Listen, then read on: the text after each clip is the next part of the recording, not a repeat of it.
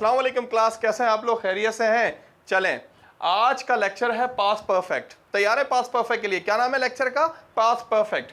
Past perfect start करने से पहले सबसे पहले फिर वही बात करना चाहूंगा कि पास्ट परफेक्ट नाम ही कैसा चुन के रखा गया है, पास्ट परफेक्ट। ओके, पास्ट का तीसरा लेक्चर, पास्ट टेंसेस का तीसरा लेक्चर। मैंने हमेशा से कहा है कि हम लोग हमेशा वीक होते हैं पास्ट टेंसेस में। जब भी आप देखें किसी की इंग्लिश चेक की जाती है तो वो हमेशा पास्ट टेंसेस पूछ के की जाती है कि भाई आपकी बर्थडे कैसी रही, क्या रही। अभी तक हमने पास्ट के 2 लेक्चर पढ़ लिए हैं, लेक्चर नंबर 6 और lecture number 5, and today is lecture number 7. Lesson number 7 we are going to learn today, past perfect. We have learned the first lecture past simple, the second one is past progressive, and today the third one is past perfect. Past simple सबसे पहले हमने पढ़ा, जो मैंने कहा था कि सबसे मुश्किल लेक्चर है इंग्लिश का और सबसे ज्यादा इस्तेमाल होता है पास्ट सिंपल या पास्ट इंडेफिनिट। क्या बात करता था? पास्ट सिंपल या पास्ट इंडेफिनिट, ऐसा कोई काम माजी में शुरू हुआ, माजी में खत्म हो गया, subject plus verb, second form plus object. फिर पास्ट सिंपल जो बहुत ही अहम था, उसके बाद दूसरा अहम लेक्चर पास्ट टेंसेस का जो था पास्ट प्रोग्रेसिव, जो बात करता था पास्ट रनिंग एक्शन की, सब्जेक्ट वॉज वर verb ING form and object. मैंने क्रिकेट खेला था, आई प्लेड क्रिकेट। मैं क्रिकेट खेल रहा था, I was playing cricket. I played cricket, I was playing cricket. और आज तीसरा पास्ट परफेक्ट, कम इस्तेमाल होता है, कम से मुराद ये इतना नहीं होता जितना पास्ट सिंपल और पास्ट प्रोग्रेसिव होता है, फिर भी होता है। तो lecture name is past perfect. Everybody pay attention to the past perfect. सबसे पहले तो वही वाला फॉर्मूला पास्ट परफेक्ट के लिए भी,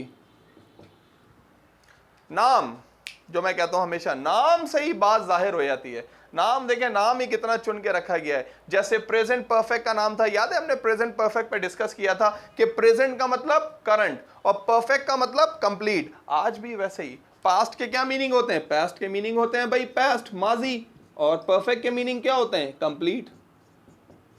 परफेक्ट के मीनिंग क्या होते हैं? कंप्लीट होते हैं। तो आज ये लेक्चर भी, यानी परफेक्ट के जितने लेक्चर हैं, जैसे प्रोग्रेसिव है, present progressive, past progressive, future progressive, progressive के सारे लेक्चर रनिंग एक्शन की बात करते हैं। इसी तरीके से परफेक्ट वाले सारे लेक्चर कंप्लीशन की बात करते हैं, काम कंप्लीट होने का बताते हैं, चाहे वो प्रेजेंट परफेक्ट हो, present completed action, past perfect हो, past completed action, past completed action, इसकी बात करते हैं। मतलब परफेक्ट वाले सारे लेक्चर कंप्लीशन की बात करते हैं, ऐसा कोई काम जो कंप्लीट हो गया है उसकी बात करते हैं परफेक्ट के लेक्चर। तो आज का लेक्चर है past perfect. What is the name of lecture? Past perfect. देखें, इसकी मैंने 2 डेफिनेशंस लिखी हैं पास्ट परफेक्ट की। पास्ट का मतलब पास्ट, कंप्लीट का मतलब, परफेक्ट का मतलब कंप्लीट। पास्ट मतलब गुजरा हुआ जमाना। एक चैप्टर था इंग्लिश में,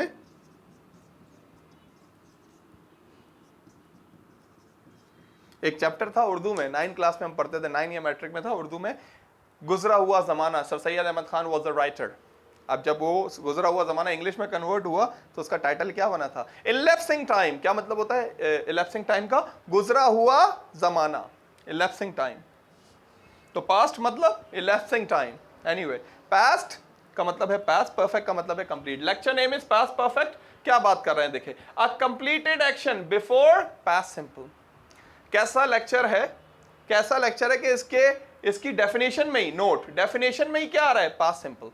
डेफिनेशन में ही पास्ट सिंपल आ रहा है। तो पास्ट परफेक्ट बात करता है अ कंप्लीटेड एक्शन, ऐसा कोई काम जो कंप्लीट हो गया before past simple, past simple से भी पहले। एक तो पास्ट सिंपल था ना जो आपने पढ़ा था, पास्ट सिंपल का मतलब था ऐसा कोई काम पास्ट में शुरू हो, पास्ट में ही खत्म हो जाए।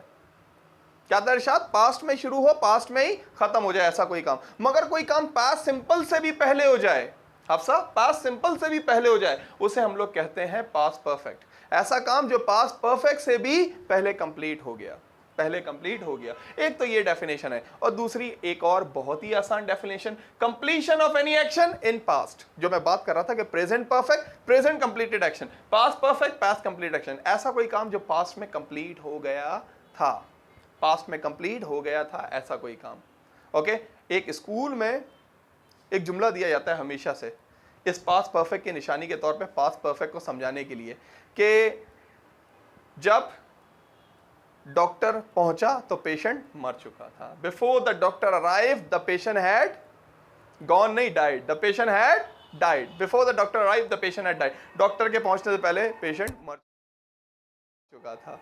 तो ये पास्ट परफेक्ट को समझाने के लिए बहुत ज्यादा इस्तेमाल नहीं होता पास्ट परफेक्ट, मगर फिर भी समहाउ इस्तेमाल होता है past perfect. So a completed action before past simple. The second one is completion of any action in past. Formula क्या है? Subject plus had, verb third form and object.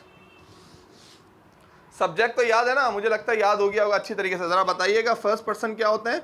आई और we.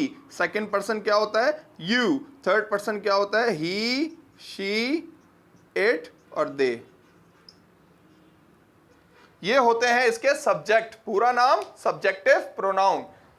आई मैं, वी हम, you तुम, ही वो लड़का, she वो लड़की, इट बेजान चीज, दे वो सब लोग। और इन सब का ये तो हो गया सब्जेक्ट। और इन सब का हेल्पिंग वर्ब क्या है? इन सब का हेल्पिंग वर्ब है हैड। प्रेजेंट परफेक्ट में दो हेल्पिंग वर्ब हुआ करते थे। प्रेजेंट परफेक्ट में दो हेल्पिंग वर्ब हुआ करते थे, हैव और हैज। आई, वी, यू, दे, उनके साथ हैव लगता था। ही, शी, इट, एनी नेम, इनके साथ हैज लगता था। दो हेल्पिंग वर्ब थे। मगर आज सिर्फ एक ही हेल्पिंग वर्ब है, वो है हैड। ज्यादा फ्री नहीं करता ये, सिर्फ एक ही फ्री नहीं करता। ओके, एक ईडियम है मेरे बड़ा फेवरेट, ये देखें, gate fresh cute with someone. Urdu में हम कहते हैं ना फ्री होना। हम तो उर्दू से इंग्लिश बनाते हैं ना, उर्दू में है फ्री होना, तो इंग्लिश में भी हम बना देते हैं फ्री होना। असल में ईडियम क्या है? गेट फ्रेश, या ये स्लैश का मतलब है या और। गेट फ्रेश या तो फ्रेश आएगा या cute. Gate fresh cute with someone, किसी से फ्री होना। गेट फ्रेश, या मैं कहता हूं don't get fresh with me, don't get cute with me. Okay, yes Hafsa, your sentence. देखा, पहले इन्होंने मी बोला, बोल दें कोई मसला नहीं है। पहले इन्होंने मी बोला, फिर बोला समवन। इन्होंने या don't get fresh with me, या he is getting fresh with me. इन्होंने बोल दिया ही इज गेटिंग फ्रेश, पहले बोला me, he is getting fresh with me, फिर बोला someone. He is getting fresh with me, is getting fresh with me. Okay, yes your sentence Kashif. Yes you, yes, don't get fresh with girls. Okay, don't get cute with me, don't get fresh with him, he was getting fresh with me. Get fresh with someone. जैसे एक और word है flatter. हम लोग buttering का word इस्तेमाल करते हैं, हालांकि फ्लैटर भी, फ्लैटर का मतलब है खुशामद करना, चापलूसी करना। That's called flatter. He is flattering me, she is flattering me, well I am flattered. असल बटरिंग वर्ड नहीं, असल तो फ्लैटर ज्यादा कॉम्प्रिहेंसिव वर्ड है जो कि हम यूज कर सकते हैं। Flatter, don't flatter anyone, he is flattering me, she is flattering me. So get fresh cute with someone and flatter, flatter. Anyway, तो ये ज्यादा फ्री नहीं करता किसी को। एक ही हेल्पिंग वर्ब है इसका। क्या हेल्पिंग वर्ब है? हैड। चाहे आई हो, चाहे वी हो, चाहे यू हो, चाहे ही हो, शी हो, इट हो, कुछ भी हो, सबका हेल्पिंग वर्ब रहेगा had. Subject had, verb third form and object. Now we are coming to the example. Verb third form. Present perfect में भी verb third form आती थी, यहाँ भी सेम फॉर्मूला present perfect की तरह है। मगर present perfect की वैल्यू है, present perfect बहुत ज्यादा यूज होता है। 6 ही टेंस इंग्लिश में इस्तेमाल होते हैं बहुत ज्यादा। present simple, present progressive, present perfect, past simple, past progressive and future simple। तो उन्हीं में से एक, ये इतना ज्यादा नहीं होता, वो 6 ज्यादा होते हैं। तो प्रेजेंट परफेक्ट का भी यही फॉर्मूला था, मगर वहां पे भी subject, helping verb, verb third form, object, बस वहां हैव और हैज थे, और यहां पे हैड है। ओके, तो पहला सेंटेंस देखें, example, when I reached station. ये देखें, आई रीच्ड स्टेशन, ये कौन सा टेंस है? Yes yes yes, past simple है। देखिए पास्ट सिंपल है। When I reached station, pay attention, yes. When I reached, definition जहन में रहे कि ऐसा कोई काम जो past simple से ही पहले complete हो गया है, past simple से पहले complete हो गया है, या ऐसा कोई काम जो past में complete हो गया था, दोनों definition हो सकती हैं। तो when I reached station, when I reached station, I reached station क्या है भाई? past simple है, I reached station, past simple है। I reached station, जब मैं स्टेशन पहुंचा, उससे पहले क्या काम हो गया था, क्या कार्रवाई डल गई थी? When I reached station, the train had gone, train जा चुकी थी, यानी past perfect, before past simple, complete से before past simple। When I reached the station, the train had gone, before the doctor arrived, the patient had died। I had finished class before you came। Let's suppose Ishad comes and say, sir, yesterday I came yesterday for taking the class। I came yesterday for taking the class। मैं आया class लेने, but you did not take my class। मगर आपने मेरी class नहीं ली। मैं कहता हूँ yes, because I had finished class before you came। मैं क्लास खत्म कर चुका था before you came, आपके आने से पहले, यानी you came, past simple।